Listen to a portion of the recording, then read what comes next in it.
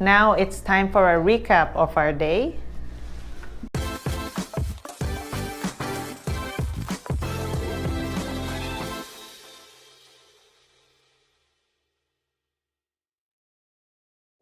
We slept in later than we should have. That was, I guess if you start from the very beginning, we were, but understandably so, because we were exhausted. We landed at 11 something, got to the hotel at 12:30ish, and got to bed by 1:30, 1:45 local time. Although the day, I think, started out pretty nicely. We had a really good breakfast. Yeah, very lovely, and included too in the reservation. Yeah, the hotel staff was super nice, and even at night. So when we got there, I said recap of the day, but I was just gonna tell you guys the beginning is that when we got there past midnight, and the gentleman, I think he realized that our brains have given up for the day because I was like talking to him and like my eyes were halfway closed. So he walked us because he said, "Oh, this is your room," and blah, blah. And I said, "Oh, how do I get there?" And even though there's actually signs, so when I woke up today and we went to have breakfast, when we went back to our room, I was like, wow, there's signs everywhere telling you how to get to your room. Which is good because it is quite a Spanish compound, I should say, almost hallways everywhere. It feels a lot like Hogwarts, to be honest. So, yeah, but he walked us all the way to our room. He was super nice. Yeah, he was the only, of course, at 1:30 in the morning, he's the only staff member on site, except for the bartender. There were still people at the bar. Yes, after the wonderful breakfast, we have to pick up the rental car. We took an Uber from the hotel to the airport, and then there was nothing. There was no sign, nothing. And we wandered around. She said, no, you got to go ask for the guy with the sign. They don't have an office here. Yeah, because I think they didn't understand that we don't know that we just asked the people. The problem is the people standing outside of the international arrivals area. They are just standing out there, and we thought they are all taxis. Salesmen, basically. Salesmen for, to get a ride, transport, and if you had arranged a transport. We didn't know it's also for rental cars because we've never encountered that before. So we rented from Avis, and we tried to find the Avis sign. There was no such sign. After we walked past the main rental car guy about 4 times, he asked us if we needed help, and we said, we're looking for Avis. And he said, oh, you talked to that guy over there. So we went and talked to that guy, and he said, no, the Avis guy's not here. Let me call him. He'll come for you. They said, oh, he's coming. We've called. Please get yourself a drink. And of course, we're hot and sweaty, so we stepped in there, and we paid $6 American for 2 very small water bottles. So I think it's this one, half a liter. So for 1 liter we paid $6. Essentially, And then later on at the restaurant we got $2-ish for one liter bottle. So of course, pack your water. If you're going back to the airport to pick up a rent-a-car, pack your water. But oh my God, we're so tired. I just thought, you know what? We are not in Iceland or Switzerland where we have to be super careful where we buy our stuff, because oh my God, if you purchase stuff in Iceland airport, and you're probably very rich or you very desperate. Is it very rich or very desperate? One or the other. In Iceland, it's expensive. Oh yeah, yeah. I've had a similar situation in Iceland where it's the same thing. Like today, what happened to us? Like last night, we are strapped for time. I have not eaten fast food in a long time. We had Wendy's in El Salvador, and I have never in my life seen 3 people make 1 wrap so slowly. In fact, they called our flight, and you remember what you did? Pam was like, bye. I was like, I'm leaving you. I was like, they're still making your sandwich, and they said it's last call.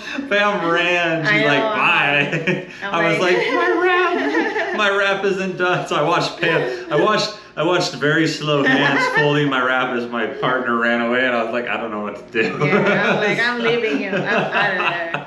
I was thinking at least I will go and tell them that, he's coming. See, here's the thing. We're going off tangent now, but this is the reason why I acted that way, because the last time I went to Mexico, the flight left us. Actually, it's even worse. So we got there on time, and this is what they did. They went and grabbed the what is that called? The ribbon, like the the stanchion, the ribbon, yeah. Like I'm right there, and then I was gonna give them the password, and they just literally closed it in front of us.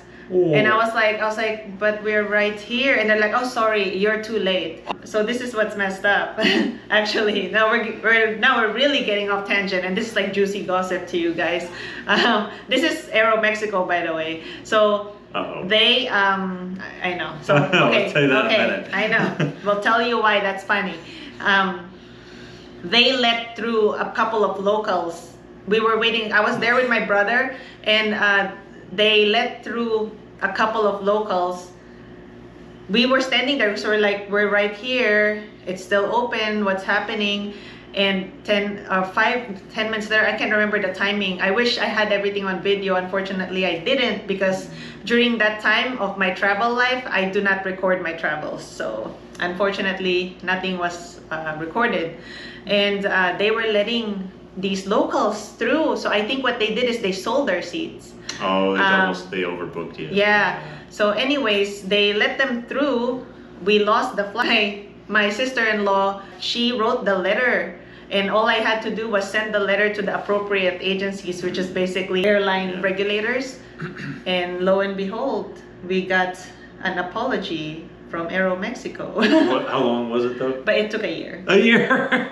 I was surprised. I was like, I already forgot about it. I was like, okay, yeah, we literally, by the way, we had to book a ticket last minute, because of course we were stuck in Mexico City. Our second leg of the flight was from Mexico to Oaxaca, and we had to book tickets, by the way, which also during the in Mexico City on the counter, they told us that only business class seats are available. And, like, they're basically upselling us, and they knew you were in trouble. Yeah. And they took the opportunity. Yeah. So basically, really horrible airport experience on that part.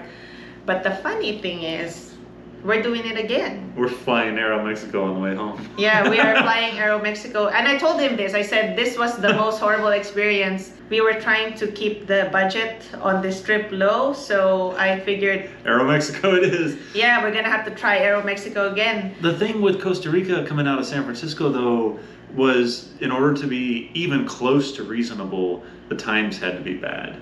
Because if you wanted a proper time, like leaving at a decent time, arriving at a decent time, it was as expensive as flying to distant Europe, right? So that was the reason why I ran and didn't want to wait for his Wendy's wrap. The Avis guy showed up in the little transporter van. We were in the van, and he got out and bought himself lunch. So he didn't say I'll be right back or anything, just kind of looked at us and shut the door and walked off, and a few minutes later came back with lunch in his hand. So glad that he was able to get some lunch. Took us to the Avis counter, which was down an industrial road. Not walking distance in heat. The gentleman at the Avis counter couldn't have been nicer at the beginning. He was very polite, got our paperwork done. I thought, wow, this is going really well. It takes longer to rent a car in the States. And then he asked Pam what type of insurance we'd be buying, and she said none. We have, our credit card provides it, and we don't need any. And so here's the deal. Yeah. In Costa Rica, it's actually mandatory to purchase their insurance. It's mandatory. It's government regulation. Yeah. And I had confirmed this, he said it, and then I also confirmed it with my credit card, because prior to leaving, I talked to the credit card customer service, because they said, oh, if you purchase through us, you don't have to pay their insurance. And they didn't know we were going to Costa Rica. I just said, we're going international, we're gonna blah, blah, blah, renting a car internationally. Do I need to purchase insurance? They're like, no, you shouldn't need to. But certain countries you do, and Costa Rica is one of them. So you have to take into account, if you're renting a rental car, to actually also purchase, they would not show you this amount, okay? When you rent, they only show you the amount of the car you're renting, but when you get there, expect to pay $25 per day, plus taxes and fees, total, how many days you're renting the car, blah, blah, blah. So the car we rented is about It was 20 a day, roughly. 20 a day. Yeah, for the car. And when we got there, we had to pay an extra $527. I'm glad we built in a little bit of buffer room there because that was an experience. And not only that, remember guys, we just got robbed not too long ago. I think Pam and I just paid probably the largest credit card bill, at least that I've ever paid in my life. For 1 month. For 1 month. So on my birthday is on April. My birthday month, I paid the most expensive purchase ever. We lost over $20,000, by the way. Yay, the day is like this. And then like just rental car, like, oh my God. In the gutter. We're just like, are we just spending all so much money? Like, I just want to give up now. Let's just like stop. Let's get, stop it while we're ahead. Pam said that. She proposed that and said, look, can we just walk away and take public transit? Honestly, if I had 1 or 2 more days to prepare and sort of figure out where public transit in this country goes on the off rainy season, then I would have said yes. But I was fearful that it's the off season. We already had a plan that was extremely remote, freewheeling, fluid. I didn't think public transit was going to suit us very well. And while Pam was dialoguing with the rent-a-car person, I was quoting out Uber rides to see how much it would be, and it was going to be hundreds one way to go where the distances we want to go. Yeah. And I thought, oh, let's, you know what, they've got us. We're here, let's do it. Yeah, we got caught in the trap. In the end, even though we paid all that excessive fees, it's actually still cheaper than if we had rented bikes, if you guys think about it. Yeah. Because originally, remember, if we didn't get robbed, we would have been riding here. For sure. And we would have been renting these bikes because we don't travel with our motorcycles. Yeah. But we got the SUV. It's a nice SUV. It's a 2020 something, low miles. It's only got 4 cylinders, so it actually did come dangerous. Do you remember that? It came dangerously close to stalling out on one of those biggest uphill turns, but thankfully it found some power there and we made it. But other than that, it's been great. The tires have held up, knock on wood, the tires have held up really well. And all the driving we did today, we only used a 1/4 tank of fuel. Yeah, so we did a lot of off-roading on a car today. Unfortunately, we didn't see any waterfalls, but the views was spectacular nonetheless because the adventure was there. I was just thinking in my head, oh my God, I don't even know if I have gotten that far if I was riding, because some of the hills we went through were like super steep, and it's like baby heads, and it's raining really hard. Torrentially. No guardrail. Oh yeah, and then it's really foggy. Like we had that sometimes you just don't see until a couple of steps or a couple of cars in front of you, and we don't know this area. So finally we're just like, forget it.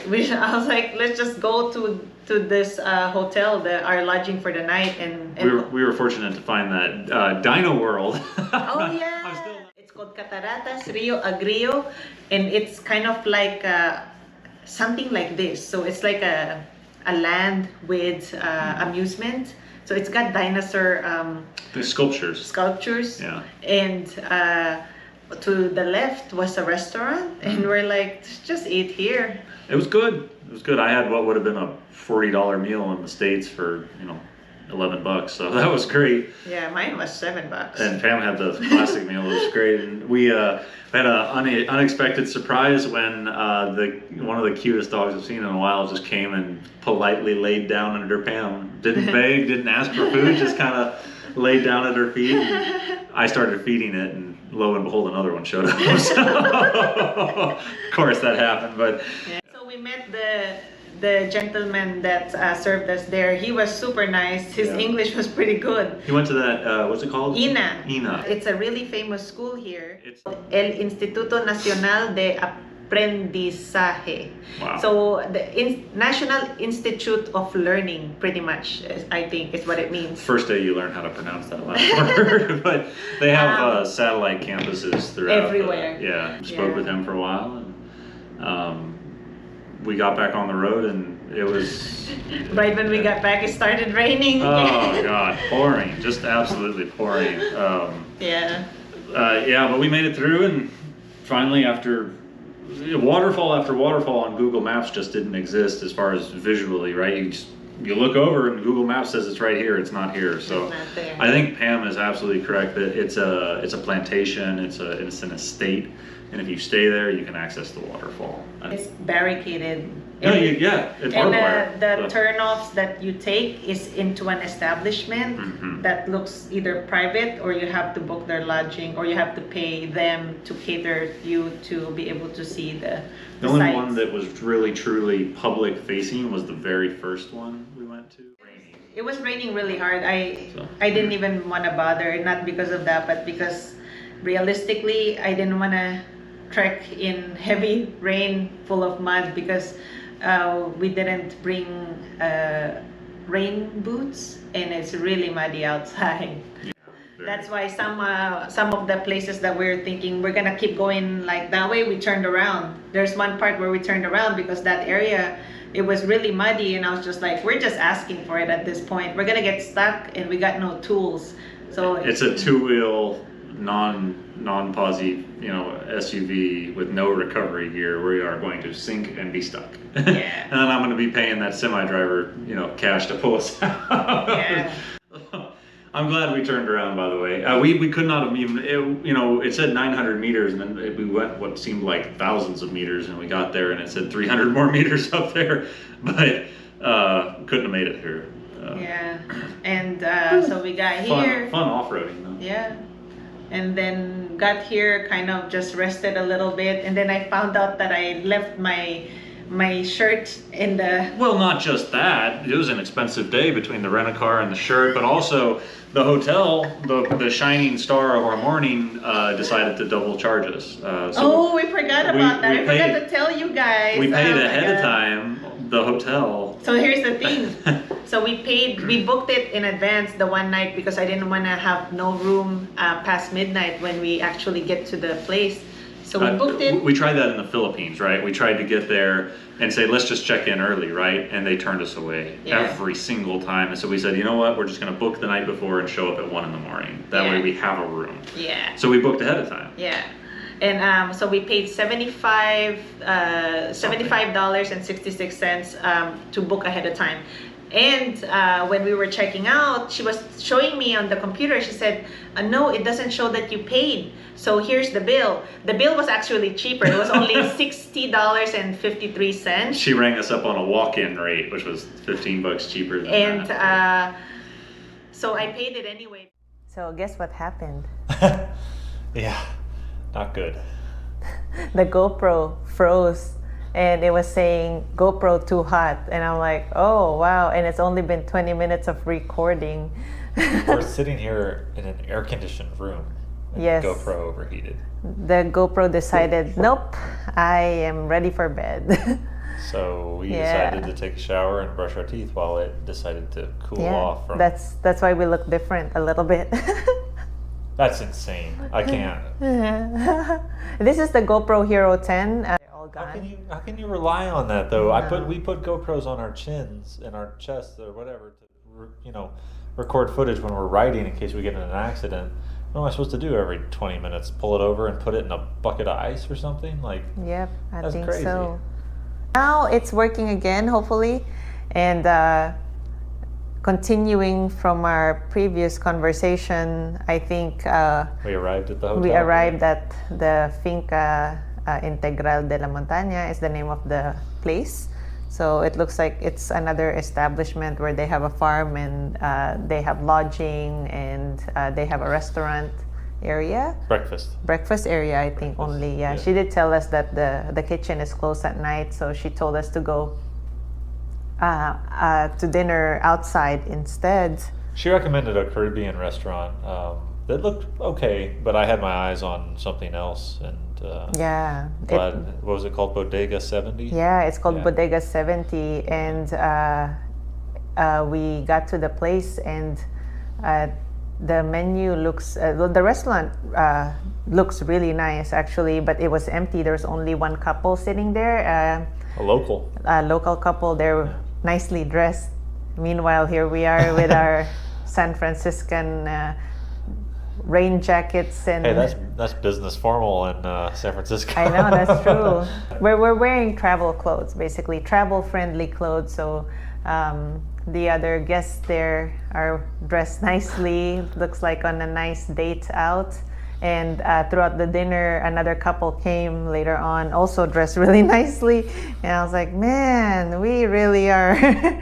The restaurant itself was just fantastic. Yeah, actually, they didn't have the menus in English at all. It was all in Spanish. Oh my God, it's so good. Delicious. One of the best restaurants I've ever been to. Yeah, so good. The people there are so nice. There was music in the background, as you guys heard, so it was really hard to hear them talk as well. I have really bad hearing. I was worried about that, like, because there was just a ton of street noise. Yeah. Hella street noise, and then the loudspeaker with the music. And we're right by the speaker too. I was like, I don't know how Pam's hearing any of this. Which is unfortunate because you're the only one who speaks Spanish. Yeah, So. I'm the only one translating basically. The chef came out and helped us choose what to eat for dinner. From the beginning, he he came out and helped us, and then the waiter was talking to us. They were super nice, and then one of the owner's brother, he studied in INA as well, so he was talking to us in English, and meanwhile I'm talking to them in Spanish. They were both taking the opportunity to practice. To practice. Yeah, absolutely delightful people, very, very kind, caring, wondered where we were from, wondered what our story was. And I was asking him, I said, man, why did I turn the camera off? Because I was showing you guys what we're eating and all this stuff, and then I was like, man, I should save some battery, so I'll turn the camera off. And then they come over and talk to us, and I'm like, well, it's too late to turn the camera on now because it just seems like what am I doing, you know? Food was excellent. So here's the thing: if they never talk to us, I still think the restaurant is awesome. But here's the thing, guys. Today we had a tough day. Yesterday we had a really tough day, and I was so glad that we went to this restaurant because they just made. They just turned our what do you call like feelings or I don't know, sentiment of the day. Yeah, like we ended the day really well because we were there. Yeah, they were asking about my channel, but then I got distracted because I was trying to pay because we haven't paid yet, because they were trying to chat, and I was like, well, I don't want to forget to pay you guys, and then I never ended up giving them my channel name. Anyways, I don't have that many subscribers, so more and more every day, and you can help us. Yeah. I don't have that many subscribers. I feel so bad because I would definitely promote them if I have way more than what I have now, which I think still helps because some of my subscribers do travel as well, and you guys should check out their restaurant. Pam loves it when you leave comments, by the way. It's one of the best parts of her day is reading the comments on videos, and I like to be there too, to add sarcastic tidbits here and there, but it really is wonderful to hear from everybody, and I think they really enjoyed their time with us. So here's the thing, I asked him this taboo question. I don't know if it's a taboo question, but it's taboo because I asked directly the person that you really need to ask. So I said, okay, don't get offended. I just need to learn from the local, because do we have to tip here? Is it mandatory? Because in the United States, when you pay with a credit card, the paper comes out and then there's a slot that says tip blank, total blank. So, you give them a tip, because in the United States, you have to tip them, and 15 to 20% for dinner, and then total it and then sign it. But here they keep printing receipts with nothing. You don't even have to sign. Yeah, and then so I asked him, I said, you guys are so great. Like, I just had the most absolute fantastic time here. We love your food. You guys are awesome. Where do we leave a tip? And he said, it's not mandatory to tip in Costa Rica. The locals don't, pretty much, is what he said, right? Yeah, they don't. Yeah, but if you want to, you're welcome to. So I asked Kyle to tip because I was like, wait, do I have cash? And I was like, I wanted to tip them. I had US dollars, so I tipped him in the denomination I had. So it was just, It was a pretty hefty tip, but Yeah. they deserve it. they deserved it. Oh my yeah. God, like I was just like, thank you so much. If you guys are watching it for some reason, you found the channel. So the day tries to top itself up, right? Oh, Right, yeah. right. So while we were filming this and the GoPro decided to take a crap, they're like, I'm gonna just shut down in the middle of this film because you shouldn't be doing director's cuts anyway. But anyways, while we're letting the GoPro cool down because it's worked itself to death, literally, we got a call saying that the doggy door in our house broke. It decided to break for the first time since we've had it. The second day we're in Costa Rica. Pam's father, thankfully, is extremely technologically competent, so he's gonna try to help us out. You just gotta ride the wave, I guess. Ride the roller coaster. Yeah. I hope you guys liked this video, and if you did, please don't forget to like and subscribe. More subscribers, the better. Yeah, we do appreciate hearing from you guys. Thank you so much for watching. As always, ride safe. We'll See you on the next video. See you tomorrow. See you tomorrow. Bye.